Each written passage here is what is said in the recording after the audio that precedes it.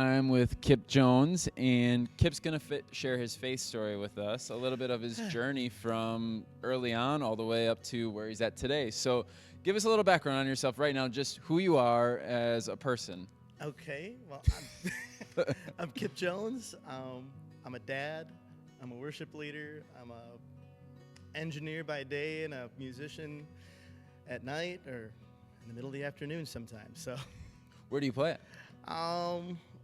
Right now it's kind of a wine bar circuit. You can call Okay. that. Okay. And or here on stage. It's a good mix, I guess. Yeah, it covers a little bit of ground. Awesome. Well, I'm happy that you're going to be sharing a little bit of your faith journey with us. Give us a little background. What did faith look like for you kind of growing up and early on in your life? Well, okay, growing up here in Fond du Lac, actually, just probably about 3 miles to my left, if you will. And I grew up pretty, at least normal to my friends.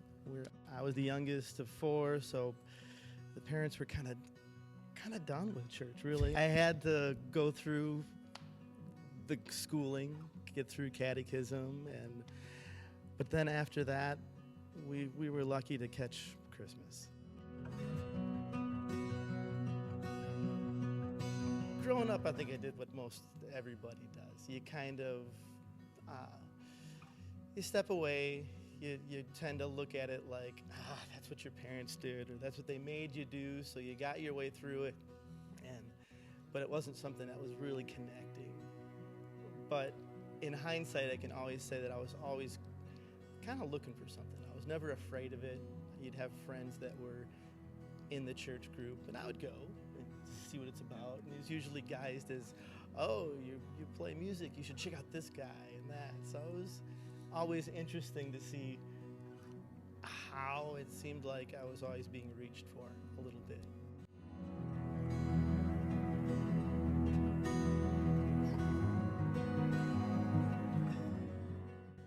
That's early on. What happened over the adult years, so to speak? Like, when did faith kind of start to become at least noticeable in your life, or a choice on your own?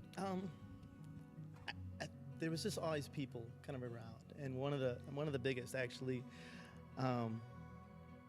Allison, who would soon become my wife, grew up very in the church. And so that was very important, and I wanted to do what was important to her. So often she would try to get me to go to a church, and she had found a church up in Appleton called Integrity Christian Center. And it was my first experience of something what I would call modern church. It was pretty great.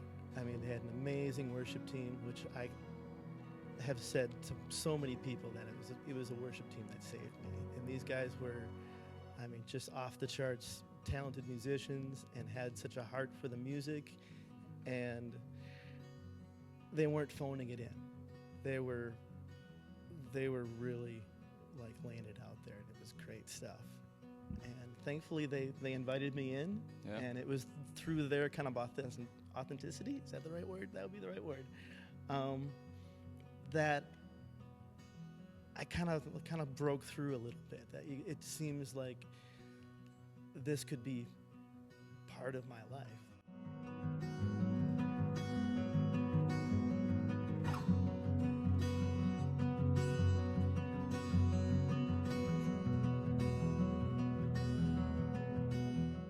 So you got plugged in with this group of guys, this worship team at this church. Kind of were going to church for your wife, or at the time you're the girl you're dating, right? Yep, at the time just dating, kind of watching it. I was the guy. Everybody else is head down praying. I'm kind of looking around, seeing what everybody's doing. Yep. So when did it become like something that you kind of chose to make your own, faith your own? Like, was it during that time? Those were definitely the steps. I mean, it went from being asked to do a special tune, and then like filling in. The drummer couldn't make it, so now you're showing up and you're meeting these people like in the green room, and you don't have the church face on anymore. You're kind of laughing and just having fun, and that was a big deal. But I think if you're looking for that moment, like when faith became something that I really was seeking out, it was, Yeah. we kind of move a little bit further forward. I'm married now. My first daughter is born, and new house, and it just turns out that my next door neighbor is this young,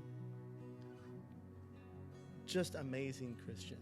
He's got 3 kids, and he's always happy, and I'm stressed out with one, trying to figure it out, and you're just looking and going, he's got something.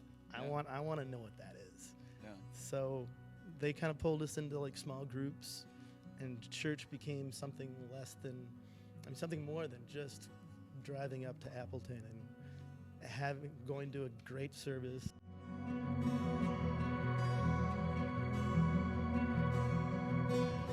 Someone else was kind of this influence on you of really showing what does it look like to be a Christian man or a Christian in a sense, and leading your family and all of that. So that's powerful.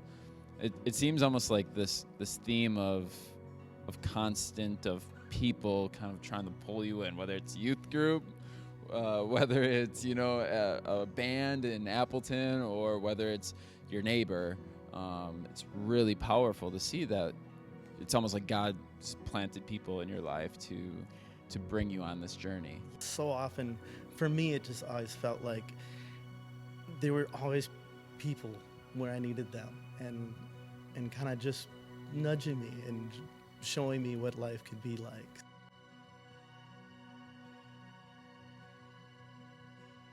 How are you following Jesus with your faith today? I think in many ways I'm such a people person. People joke of whether or not I like being a musician because I like playing, or just because I like to talk to strangers. My kids Sure. would tell you it's about the strangers. But it's true. I really just love interacting with people, and just be it here at church or anywhere. Some of the best conversations I've had about God have been after shows. Yeah. You joke about having to wake up and do the church job, and people ask you, people talk to you about it, and those have been kind of great little moments in my life. Yeah, to share that and to kind of witness to them that there's something more meaningful beyond just playing at a winery or whatever, in It's a sense, true. To play for God in a sense Yeah. is powerful. But it's cool to see people have been this constant throughout your life, and what does that make you want to do now as a worship leader? I mean, I see you, Mr. Social in the church world, and that's why we love having you as our worship director here at Centerpoint. But what does that look like for you now to continue to follow God as a worship director, and then also as a Christian man trying to connect with people? It's great because it's kind of across the board.